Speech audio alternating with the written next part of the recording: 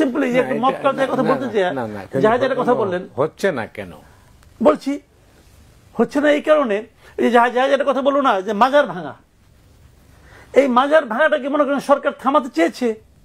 প্রথমে 1-2 মাস উনি ছাড় দিলাম ছাড় না হয়, কিন্তু কখনো থামাতে চেয়েছে কখনো। একটা এক্সাম্পল দিয়ে বলি আপনাকে, এখানে সোজা 2টা গ্রুপিং আছে।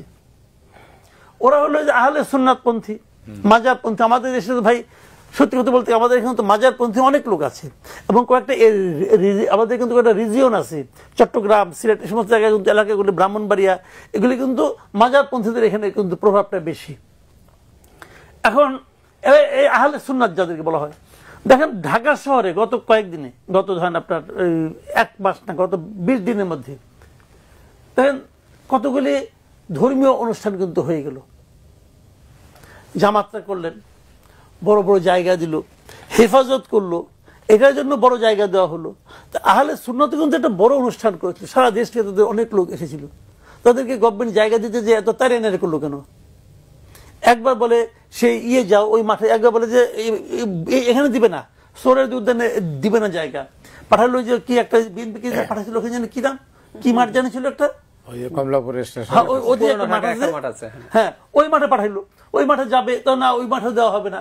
শেষ পর্যন্ত আরেক মানে আমার কাছে মনে হচ্ছিল যে আওয়ামী লীগ আমলে পুলিশ যা করেছিল ঠিক সেই কাজটাই আহলে সুন্নাতের সঙ্গে করতেছে। তাদের শেষ পর্যন্ত জায়গা দেওয়া হলো কোথায়? প্রেস ক্লাবে।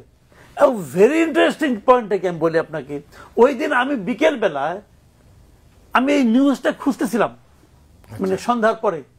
আমাদের মিডিয়াগুলো এই নিউজটা কেউ কভার করে নাই, আমি মিডিয়াগুলো রিপোর্টটা পাই নাই।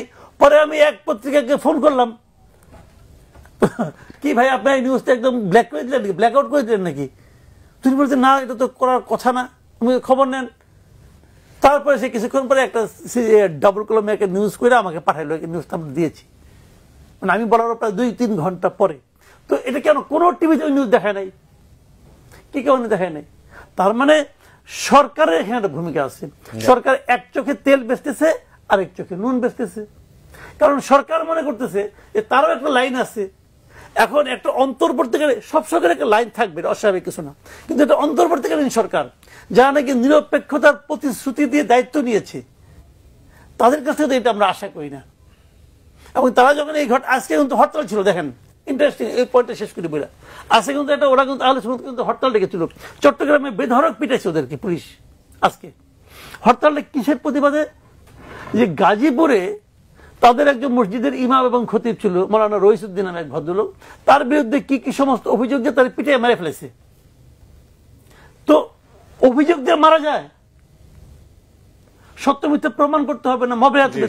এবং সেই হত্যা ঘটনায় তারা কোনো মামলা পর্যন্ত হয় নাই, মামলা নেয় নাই। ওই যে একটু আগে আমাদের আইন উপদেষ্টা বললো না যে মামলা করলে তো আমরা না করতে পারি না, এখানে না করলো কে?